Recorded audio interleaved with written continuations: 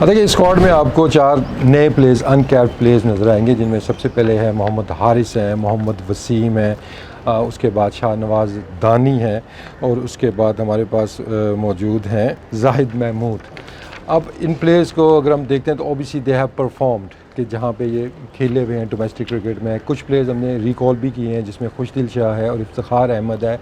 Obviously काफ़ी हमारी discussion हुई ओडीआई क्रिकेट के हवाले से, कुछ एरियाज़ हमने मार्क किए और ओबियसली एक एरिया जो एक नुमाया चीज़ है कि मिडिल ऑर्डर का हमारा थोड़ा सा जो इशू चल रहा है उसको हमने कवर करने की कोशिश की है कि नए प्लेयर्स को अपॉर्चुनिटी मिले, थोड़ा एनवायरनमेंट के अंदर आए, उनको एक्सपोजर थोड़ा सा मिले और अगर उनको मौका मिलता है तो वो एक्सप्रेस करें अपने जो भी उनकी स्किल्स हैं उनके पास। दूसरा जो हमने रिकॉल किया है उसमें आप थोड़ा सा देख सकते हैं कि हमारी एक उसके पीछे आपको एक सोच नज़र आएगी। अगर आप बैटिंग का कॉम्बिनेशन देखते हैं तो उसके अंदर आपको एक सोच नज़र आएगी कि there are certain left handers आपको नज़र आएंगे, राइट हैंड लेफ्ट हैंड का कॉम्बिनेशन वो हमारे जहन में था, वो देखते हुए टॉप ऑफ द ऑर्डर भी और मिडिल ऑर्डर में भी, क्योंकि ये चीज़ें बहुत ज़्यादा मैटर करती हैं। तो हमने कॉम्बिनेशन इस तरह का तैयार किया है कि इसके अंदर यंगस्टर तो आपको नज़र आ ही रही हैं, लेकिन साथ साथ आपको थोड़ा एक्सपीरियंस भी नज़र आएंगे। तो एक आपको ब्लेंड नज़र आएगा और होपफुली जो हमारी अपनी कंडीशंस हैं, होम कंडीशन में हमारी सीरीज़ होने जा रही हैं, उन कंडीशंस को भी हमने मद्देनज़र रखा है कि किस तरह की पिचेज़ होंगी, क्या हमारी स्ट्रैटेजी होगी। उस हवाले से हमने मुख्तलिफ ऑप्शन इस स्क्वाड के अंदर रखे हैं। लेकिन शाहनवाज़ दानी की जहाँ तक बात है तो काफ़ी एक डिबेट भी चली थी कि शायद उनको इंग्लैंड टूर पे होना चाहिए था, बट इफ़ यू रिमेंबर कि जब टीम अनाउंस हुई थी तो वो पीएसएल के जो यूएई के हमारा लेग था उससे पहले अनाउंस हो चुकी थी और उसके बाद शाहनवाज़ दानी की परफॉर्मेंसेज सामने आई। तो डेफिनेटली वो हमारे रडार में उससे पहले रेड बॉल में था, वो टेस्ट टीम के साथ ट्रैवल भी कर रहा था। उसके बाद उसने अपनी स्किल शो की वाइट बॉल के अंदर भी, तो वो आप कह सकते हैं कि उस परफॉर्मेंसेज के बाद इन पीएसएल और उसको जो बैक कर रही थी परफॉर्मेंसेज उसकी डोमेस्टिक क्रिकेट की, वाइट बॉल की और रेड बॉल की, तो वो एक सॉर्ट ऑफ ऑटोमेटिक सिलेक्शन हमारे लिए बन गया था कि ये वाइट बॉल में भी इसका पोटेंशियल है। तो that was the reason behind Shahnawaz दानी। उसके बाद मोहम्मद वसीम जूनियर को यू हैव ऑलरेडी सीन कि उनका जो टैलेंट है, जो उनके पास स्किल्स हैं, उन्होंने इंटरनेशनल लेवल अपने आप को उन्होंने जाके प्रूव किया कि जैसे सीरीज़ में वेस्ट इंडीज़ में खेली है, तो वो भी सॉर्ट ऑफ एक हमारे लिए ऑटोमेटिक चॉइस आप कंसिडर करें कि उसको कंटिन्यूटी हम लेके आए हैं कि डिफरेंट फॉर्मेट है, लेकिन उसने डोमेस्टिक में जो 50 ओवर्स गेम थे उसमें भी परफॉर्म किया है with the bat and with the ball. तो हमारे लिए वो पोटेंशली वो भी आप कह सकते हैं कि ऑटोमेटिक एक सिलेक्शन में आ जाता है। उसके बाद अगर हम देखते हैं जाहिद महमूद, थोड़ा सा अनफॉर्चुनेट आप उनको कह सकते हैं कि उनका एक ब्रिलियंट डेब्यू हुआ यहाँ पे कज़ाफ़ी स्टेडियम में अगेंस्ट साउथ अफ्रीका, उन्होंने विकेटें भी ली, लेकिन अनफॉर्चुनेटली उनके बाद उनको मौके नहीं मिले। बट ही हैज़ शोन कि ही हैज़ द टेम्परामेंट, उनके पास स्किल्स हैं कि वो इंटरनेशनल लेवल को कॉप कर सकते हैं। तो स्पिन डिपार्टमेंट को थोड़ा और मजबूत करने के लिए एक और ऑप्शन हमने बढ़ाया है कि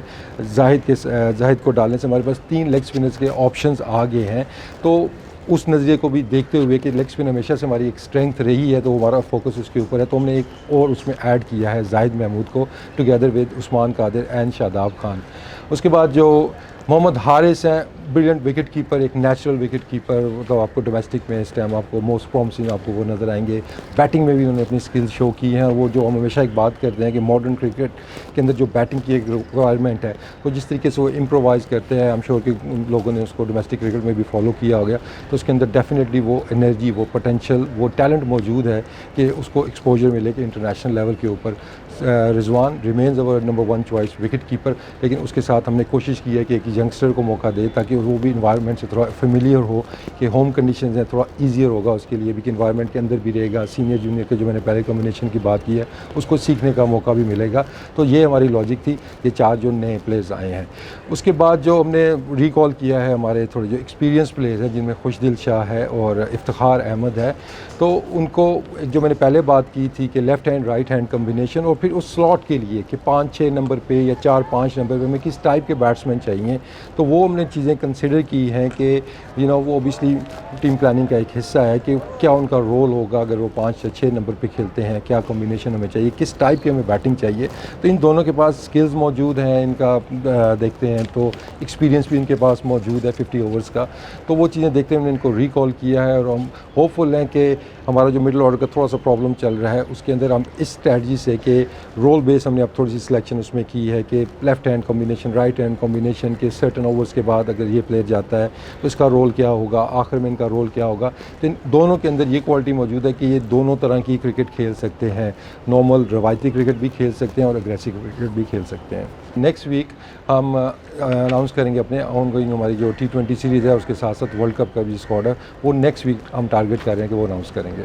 तो देखिए सिलेक्शन एक ऐसा काम है कि जिस पे आई थिंक 100% आप कभी भी एक सेटिस्फेक्शन हर बंदे की नहीं आ सकती है। हर बंदे का एक अपना पॉइंट ऑफ व्यू होता है, अपनी एक टीम बना के वो सामने रखते हैं, चाहे आप वो सोशल मीडिया पे देखें या मीडिया पे देखें या अपने कुलीग से भी बात करें, मतलब क्रिकेटर से भी बात करते हैं। तो ये एक टफ काम है सिलेक्शन, लेकिन ऑब्वियसली हमारा जो फोकस होता है कि एक तो हमारे पास जो बेस्ट अवेलेबल प्लेयर्स हैं कि उसके अंदर बेस्ट ऑप्शंस क्या हैं, टीम की रिक्वायरमेंट्स क्या हैं। तो जितने भी बॉक्सेस हमने बनाए हुए हैं कि टीम की रिक्वायरमेंट क्या है, किस तरह के हमें प्लेयर्स चाहिए, किस टाइप के हमें प्लेयर्स चाहिए, तो सारा वर्किंग करने के बाद देन वी कम